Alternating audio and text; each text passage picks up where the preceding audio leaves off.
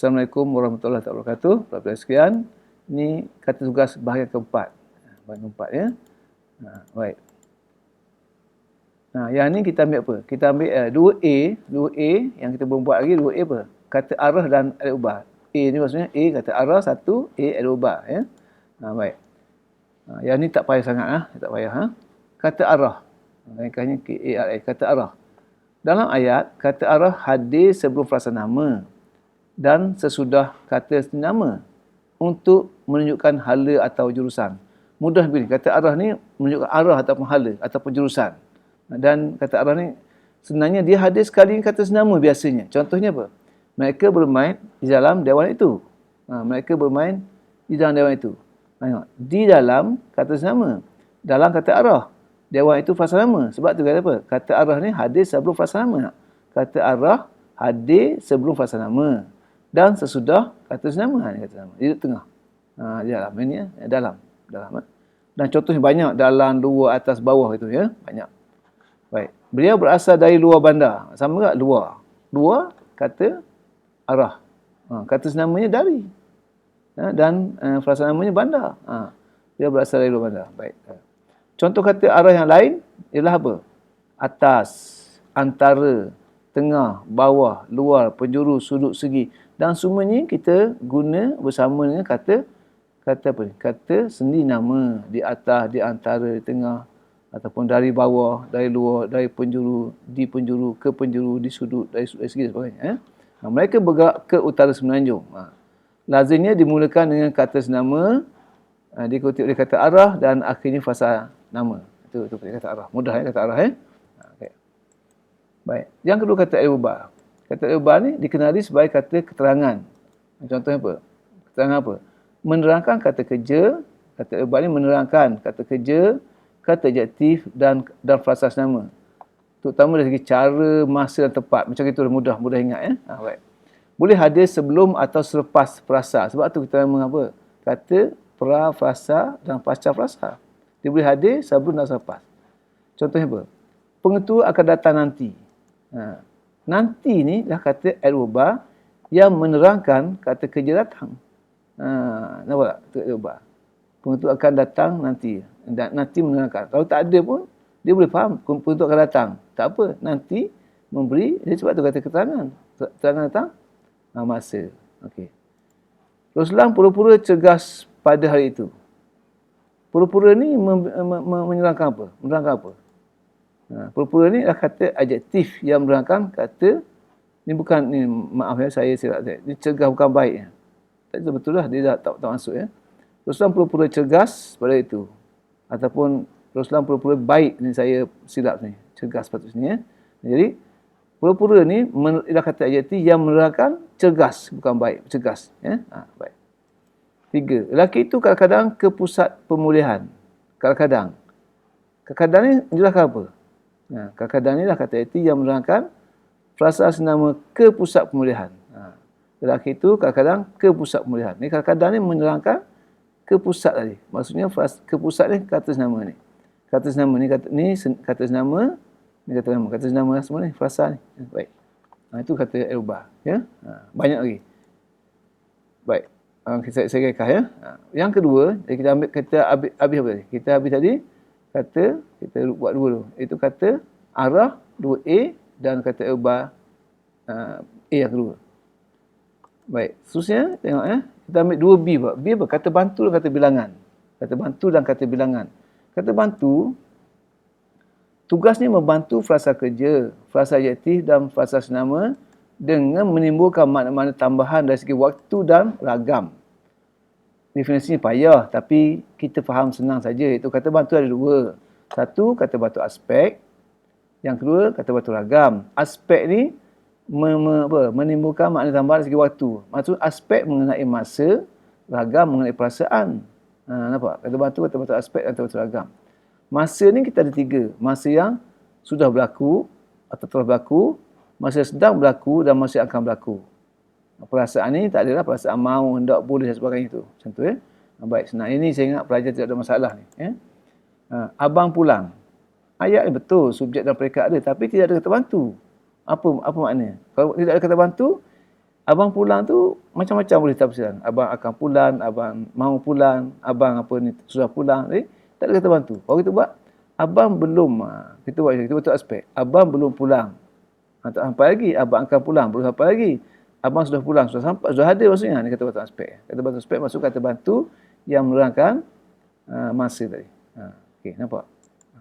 Abang mahu, harus, boleh, mesti pulang. Kata bantu ragam. Ayat sama tapi kita boleh masuk kata batu aspek, iaitu tentang masa. Kita boleh masuk kata batu ragam, iaitu tentang perasaan. Mahu pulang, harus pulang, boleh pulang, mesti pulang, enggan pulang dan sebagainya. Habis, senang kata bantu. Aspek masa, ragam perasaan. Tidak ada masalah. PM, Perdana Menteri pernah datang ke negeri ini. Perdana Menteri pernah datang ke negeri ini. Baik, pernah. Pernah ni kata batu apa? Kata batu aspek. Aspek. Pernah ni masa bila? Pernah. Sudah. Telah berlaku ya. Baik, kata aspek. Jadi, B yang pertama, kata bantu. Di dua B, kata bantu, kata bilangan. Kata bantu ni tidak ada masalah. Pelajar biasanya tidak ada masalah buat ni. Ada lagi satu lagi. Pengetua itu baru bertukar kesuarannya. Baru. Maksudnya, masih lagi kata, ini kata, baru ni dah kata apa? Kata batu, aspek. Ya? Jenis kata batu ragam. Menunjukkan, kita tengok ini siap. Ragam menunjukkan kehendak. Hendak, mahu, ingin. Contohnya apa?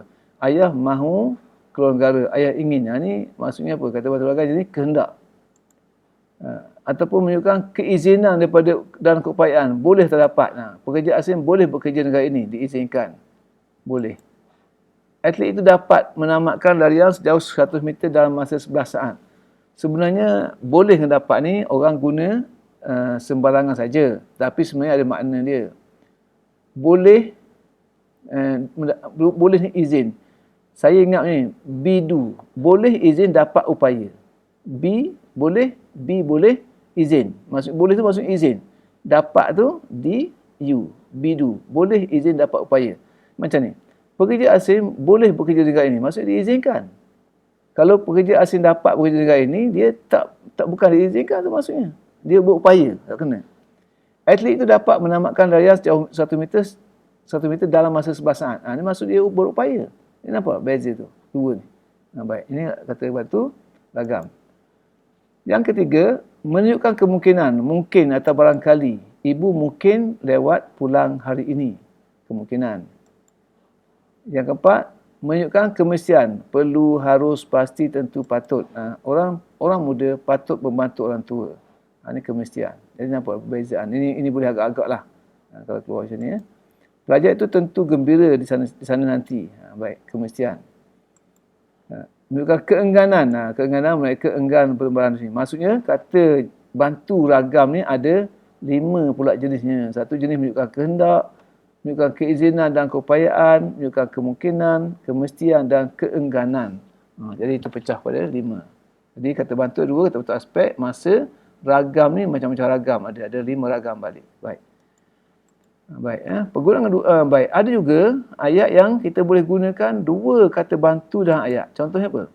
Kita boleh guna kata bantu aspek dan kata bantu aspek. Contohnya apa? Bapa belum pernah pergi ke sana. Belum kata bantu aspek sebab masa, pernah kata bantu aspek boleh. Bapa belum pernah pergi sana. Saya belum pernah sampai ke pulau itu. Pun boleh. Aspek-aspek. Ini kena berhati-hati. Mungkin suruh buat apa? Bila satu ayat yang menggunakan 2 kata bantu. 2 kata bantu. Kalau tak bagi kata bantu aspek, kata bantu ragam, tak kisah 2 kata bantu. Pun boleh macam ni. Kata bantu ragam campur bantu ragam. 2 ragam pun boleh. Masa itu harus mahu menyatakan sesuatu. Ataupun pemuda itu, orang itu, lelaki itu harus mahu menyatakan sesuatu. Baik. Harus ragam, mahu pun boleh. Aspek dengan ragam pun boleh. Aspek ragam macam mana? Bayi itu belum mahu tidur. Saya belum mahu makan lagi. Saya belum mahu makan. Baik, boleh. Macam tu ya. Baik, tengok contoh. Baik, ini cuba tengok balik. Kalau dia minta buat ayat macam ni, kata bantu, buat satu ayat yang menggunakan 2 kata bantu dalam satu ayat. Boleh ambil aspek-aspek, aspek ragam-ragam dan aspek ragam. Tengok. Saya cepatkan sikit supaya cepat. Ni. Kalau pelajar rasa nak tengok contoh yang banyak, boleh rujuk pada buku tata bahasa. Terus pergi pada B yang kedua, kata bilangan. Banyak ni. Kata bilangan, memberikan keterangan tentang jumlah baik kata nama atau falsa nama. terdapat 6 jenis kata bilangan, iaitu satu, bilangan tentu. Nampak banyak tapi kita nak tentu. Tentu ni tentu lah. Menunjukkan jumlah tentu. Bisa 1, 5, 10, 100 tentu. Yang kedua, contohnya apa? 8 orang pelajar cemerlang dalam 8 orang pelajar cemerlang dalam bahasa. Tentu 8 orang. Tak jawab ayat tak apa rasa. Baik. Tak tentu jumlahnya. Tak tentu apa? Bilangan tak tentu. Jamak. Semua boleh, banyak, boleh sedikit, segala, segelitik, sebagainya. Jadi ini tak tentu. Ini kata bilangan tentu, tentulah jumlahnya 10, 2, 3. Tapi tak tentu ni, banyak, sedikit, macam ni, tak tentu. Jadi tentu, tak tentu, ingat dulu. Semua sebagainya. Himpunan. Himpunan apa? Himpunan, menunjukkan himpunan. Jadi ini dalam bentuk gandaan biasanya apa? Ketiga-tiga orang atlet negara berjaya. Jadi pelajar kena ingat, tentu bilangannya kita jelas. 2, 10. Tak tentu, tak jelas. Himpunan, kita ada apa dalam bentuk gandaan. Ketiga-tiga orang atlet itu berpuluh-puluh macam tu, dia ganda. Kalau pisahan satu je, setiap ataupun tiap-tiap dan masing-masing. Okey, 2.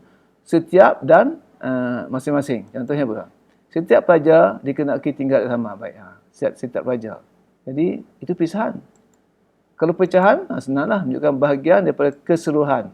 Setengah, sepertiga, separuh, 2/3, 1/10 sebagainya. Baik. Bapanya membeli setengah hektar tanah di aset itu. Baik. Jadi nampak tadi. Kita apa? Kita tengok balik. Tentu, khusus bilangannya 2, 3, 4. Tak tentu, banyak sedikit. Himpunan, ganda, berguni-guni, berpuluh-puluh. Pisahan apa? Pisahan, setiap. Pecahan, kita ada pecahan macam matematik lah. Sepertiga, seperluar sebagainya. Tingkat, ordinal. Menunjukkan turutan atau kedudukan kedua. Bukan dua, kedua. Contohnya apa? Keempat, ke-100 sebagainya. Ramai mendapat tempat kedua dalam acara itu. Kedua. Baik. Kalau kita buat ayat, kita naklah menghormati kedua ibu bapa kita. Salah. Kedua-dua ibu bapa kita. Kedua lain. Kedua tu beza. Kesilapan penggunaan kata bilangan. Ini kesilapan yang biasa dilakukan oleh pengguna bahasa. 1. Menggandakan kata nama selepas kata bilangan tak tentu. Ini selalu buat. Memang ramai yang buat lah. Tengok. Segelintir ahli-ahli persatuan kurang aktif.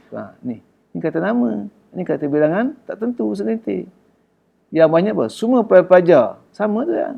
Jadi kalau keluar dalam analisis tentang bahasa, segelintir ahli persatuan, ambil ni. Segelintir ahli persatuan, salah satu markah. Pembetulannya, segelintir ahli persatuan, betul 2 markah. Apa sebab salah? Sebab apa? Ni kata nama, ni kata bilangan tak tentu. Salah sebab apa? Menggandakan kata nama ni yang hadir selepas kata bilangan tak tentu. Mesti dapat 3 markah. Itu betul ya.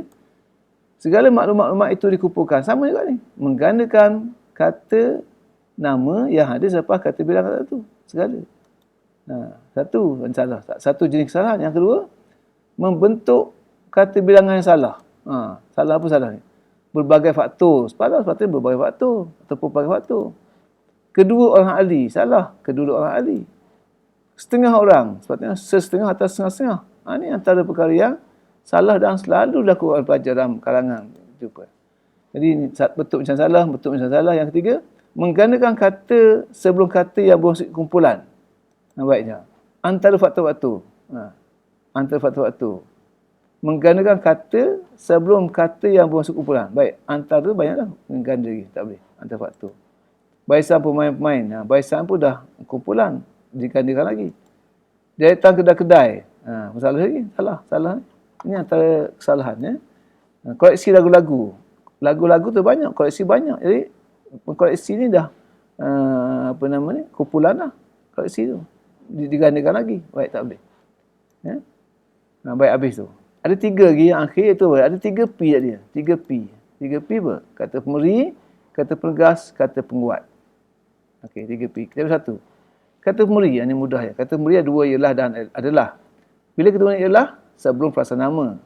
Digunakan apabila predikat ayat terdiri daripada frasa nama dan digunakan untuk menyampaikan maklumat tentang persamaan. Baca balik ya. Perpustakaan ialah tempat untuk seseorang mencari maklumat. Bahasa ialah alat komunikasi yang utama bagi manusia. Sebenarnya kalau ayat pendek, tak perlu kata pemberi. Pemuda itu ialah pegawai polis. Tak payah. Pemuda itu pegawai polis. Kalau ayat panjang, baru kita guna kata pemberi. Itu secara mudah lah.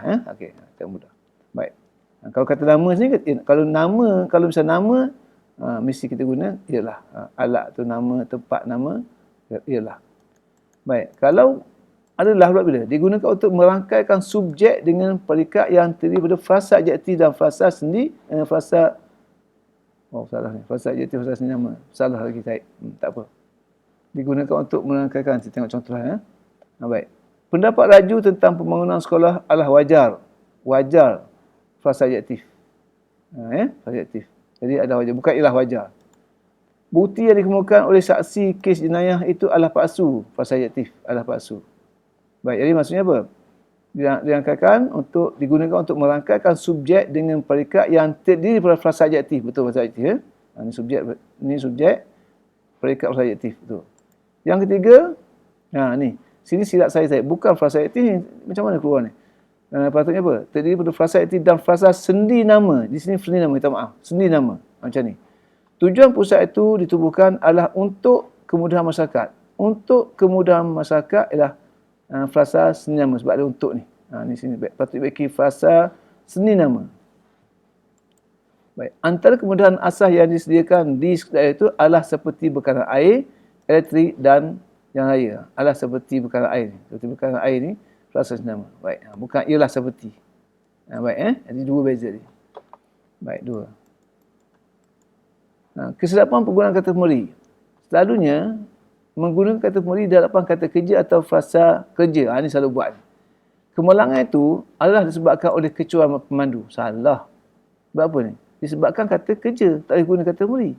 Adalah ni digunakan sebelum frasa sedama dan frasa adjektif. Baik.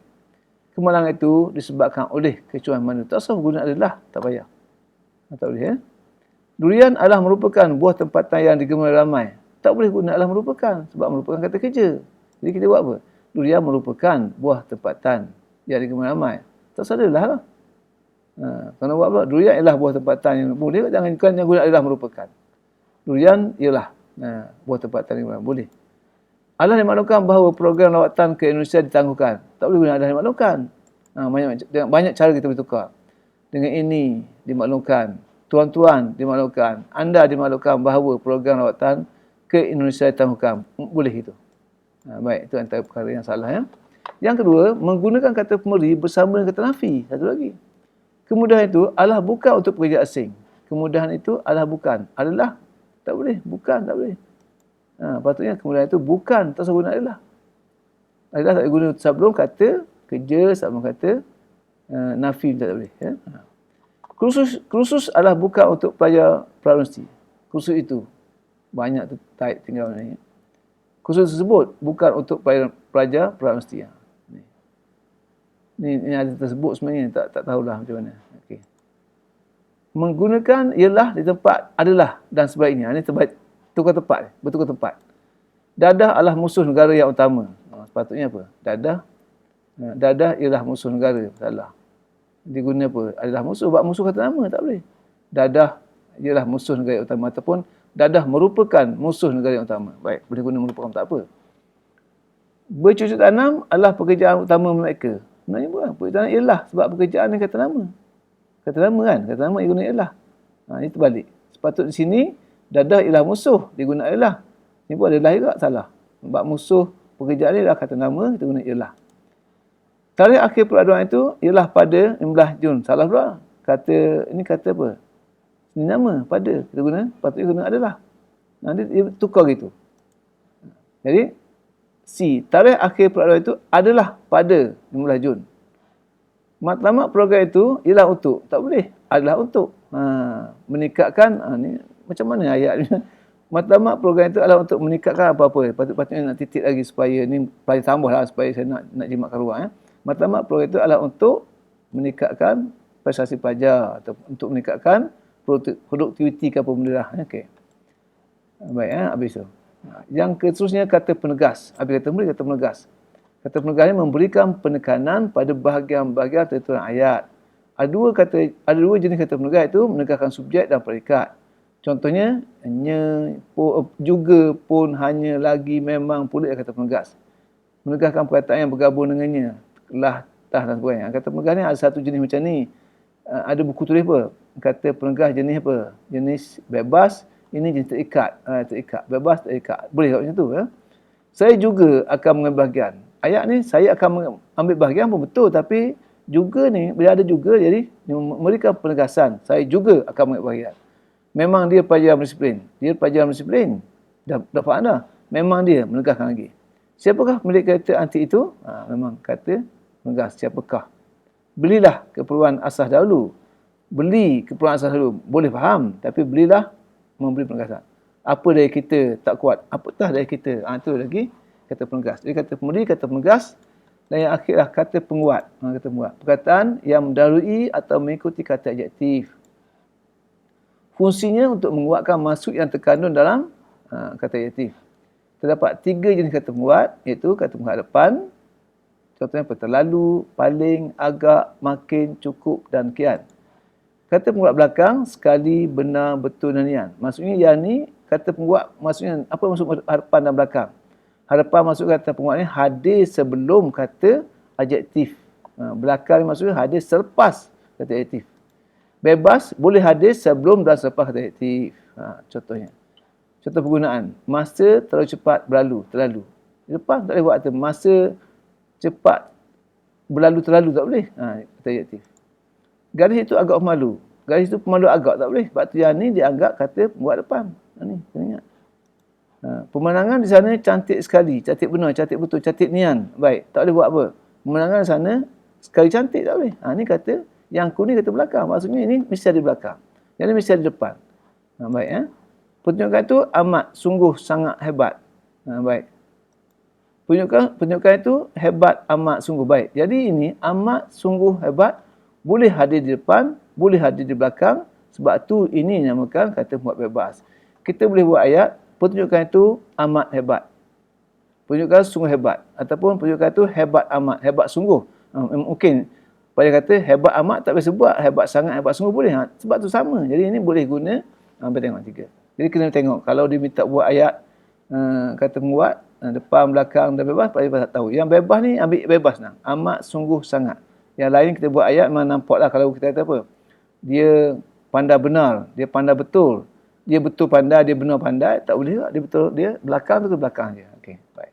Jadi itu 3 perkara yang boleh faham. Jadi sekarang kita dah faham, kita dah habis apa tadi? Dari awal dari dulu mula kata tugas 1, kata penyambung ayat, tugas yang menyambungkan ayat, kata hubung dan jenis-jenisnya kita buat dalam bahagian pertama.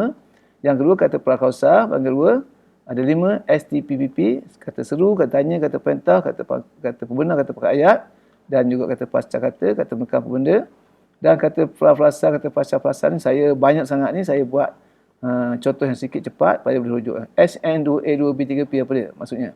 S kata senama, kata nafi, 2A kata apa? Ingat tak saya? Kata A saat pertama kata arah, kata eroba, 2B kata bantu, kata bilangan, 3P kata apa? Kata pemberi, kata pergi. Kata pemberi, kata penguat, kata penegas. Ingat. Baik. Jadi pelajar boleh ingat macam tu. Jadi saya ingat sekian saja untuk ni. Contoh soalan. Tengok soalan. Kini ramai siswa azhar yang mahu bekerja sendiri. Mereka mesti berusaha sungguh-sungguh untuk mencapai kejayaan. Soalannya, apakah jenis tugas yang buruk condong? Nampak? Mahu mesti kata, apa ni? Dia kata betul aspek, kata betul ragam, kata penguat bebas, kata penguat depan. Mahu mesti. Itulah kata. Mahu mesti kata bantu. Kata bantu apa? Kalau betul aspek masa, kalau kata ragam perasaan. Ni perasaan. Kata batu ragam lah perasaan. Ayat manakah yang menggunakan kata pemberi dengan betul? Masalah yang dihadapi adalah kekurangan pekerja. Adalah kekurangan pekerja. Betul ni? Adalah kekurangan. Kekurangan kata nama. Kekurangan kata nama. Salah kan? Keputusan peperiksaan pelajar pada tahun ini adalah di luar jangkaan. Adalah di luar jangkaan. Betul? Tarikh kerja itu dijangka siap ialah pada. Salah dah pada. Jadi yang pasti A salah, C salah. Gejala sosial dalam kalangan remaja adalah masalah. Masalah yang sukatan hati. Baik, masalah ni kata nama. Jadi tak boleh guna ini. Jadi yang apa betul apa dia? Keputusan peperiksaan pelajar pada tahun ini adalah di luar jangkaan. Kata senama. Dah luar kata. Baik. Ada lagi. Namakan jenis tugas yang bercatat tebal dalam ayat ni. Ni saya tak menjawab ni. Pembesar itu pernah datang ke Malaysia. Kata apa ni? Pernah. memang dari dahulu lagi dia suka berjenaka. Memang kata apa, tengok balik. Mulai tahun ni nilai mata wang negara makin kukuh. Makin kata apa, setiap peserta dikena melaporkan di bilik urus dia. Setiap kata apa. Baik. Jadi tak apa. Kata tugas habis dah tu. SN2A-3P. Baik. Jadi sekian saja untuk malam ini ataupun untuk sesi ini. Saya harap pelajar dapat mengikuti pelajaran ini dengan baik. Dan saya minta maaf ada beberapa kesilapan type tadi. Saya dah betulkan tapi tak masuk je sebenarnya. Jadi sekian, terima kasih. Selepas menggunakan bahan ini, tolong dengan izin subscribe, like dan juga share. Terima kasih.